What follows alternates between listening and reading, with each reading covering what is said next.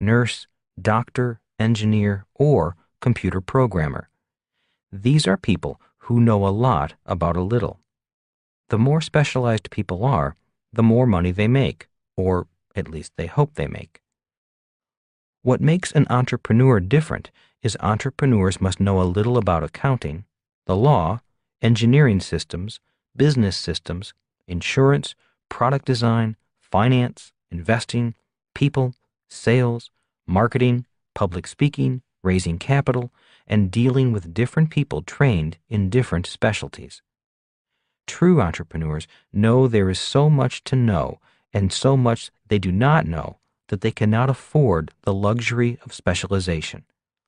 That is why their cup must always be empty. They must always be learning. No graduation day. This means the entrepreneur must be a very proactive learner. Once I crossed the line from employee to entrepreneur, my real education began. I was soon reading every book on business I could get my hands on, reading financial newspapers, and attending seminars. I knew I did not know all the answers. I knew I had to learn a lot and learn it fast. Today, nothing has changed. I know that my education as an entrepreneur will never have a graduation day. I will always be learning.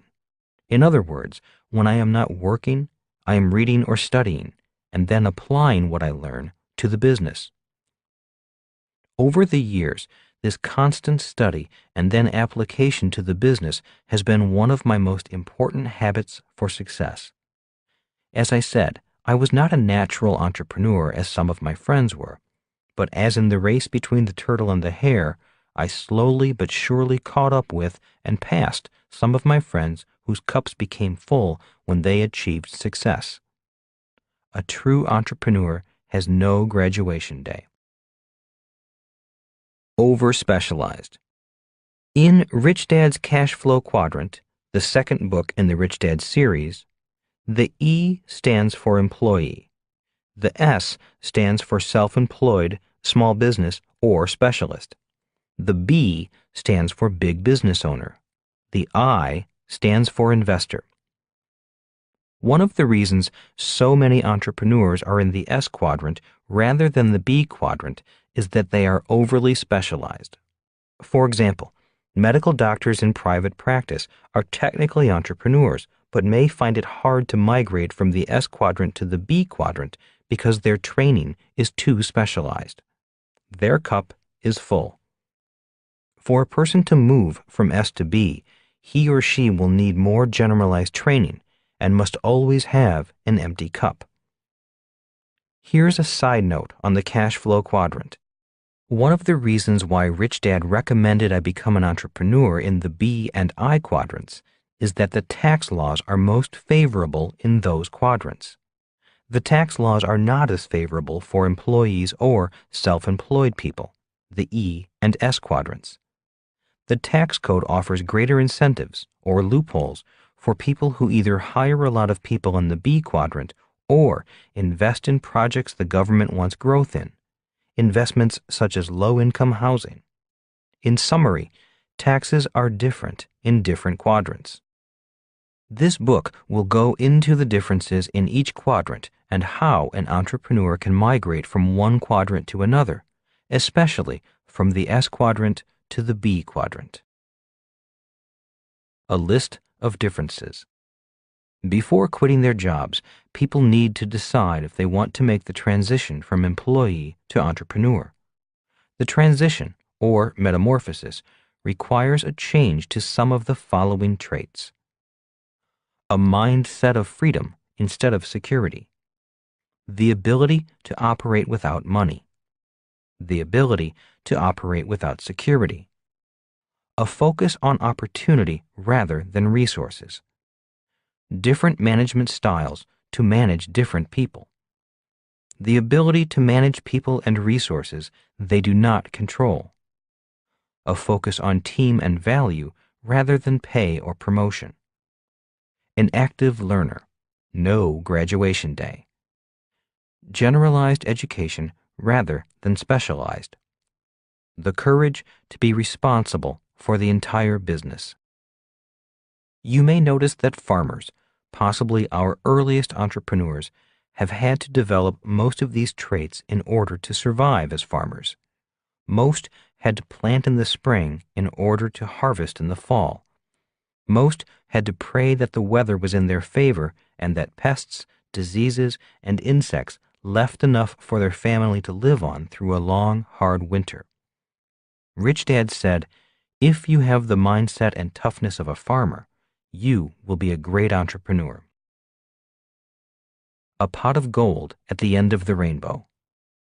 While this book starts off describing the process of becoming an entrepreneur as a painful and time-consuming process, I also want to let you know that there is a pot of gold at the end of the rainbow. As with any learning process, even learning to walk or ride a bicycle, the start of the process is always the hardest.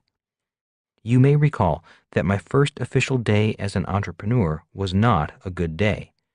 But if you stick with the learning process, your world will change, just as your world changed when you finally learned to walk or ride a bike. The same is true with entrepreneurship. For me, the pot of gold at the end of the rainbow has been greater than my wildest dreams. The process of becoming an entrepreneur has made me far richer than I could have become as an employee. Also, I have become somewhat famous and recognized throughout the world. I doubt if I would have become famous as an employee. Most important, our products have reached people throughout the world and in some ways have helped to make their lives a little better. The best part of learning to be an entrepreneur is being able to serve more and more people. Being able to serve more people has been my primary reason for becoming an entrepreneur. The philosophy of an entrepreneur. Becoming an entrepreneur began with a change of philosophy. The day in Puerto Rico that I left the Xerox Corporation, my philosophy shifted from the philosophy of my poor dad to the philosophy of my rich dad.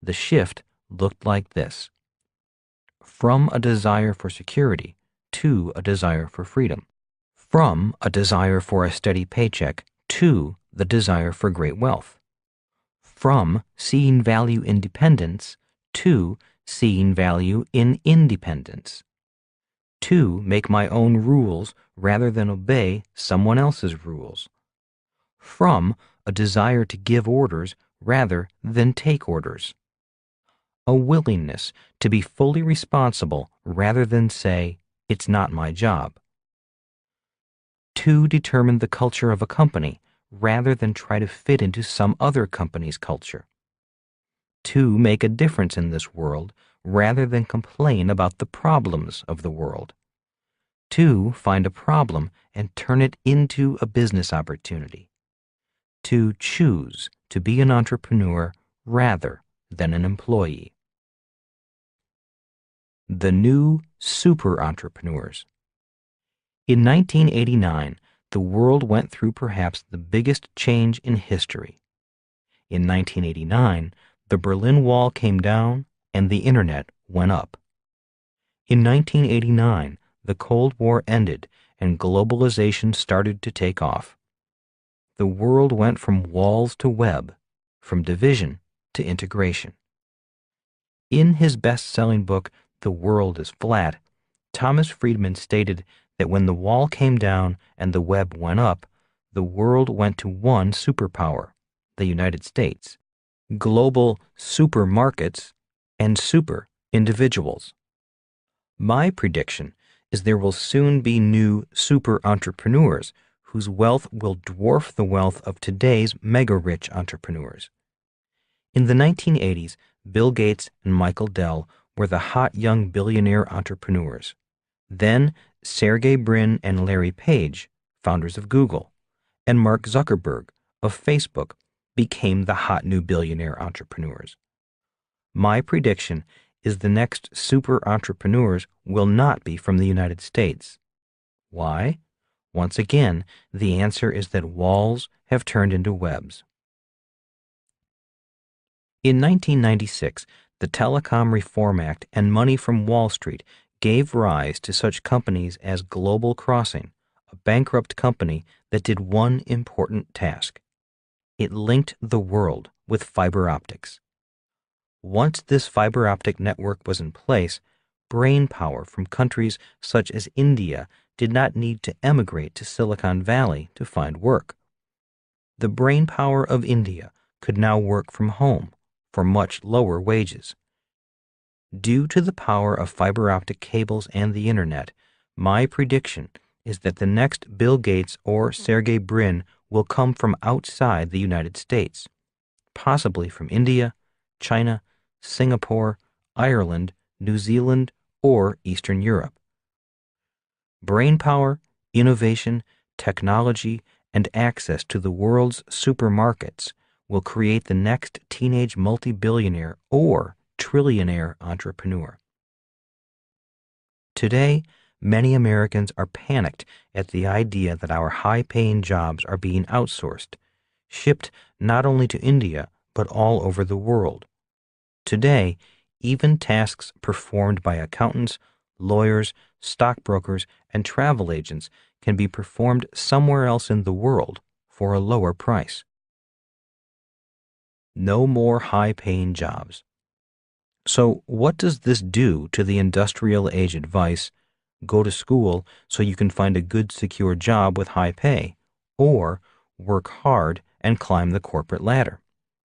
In my opinion, this old industrial age advice is toast.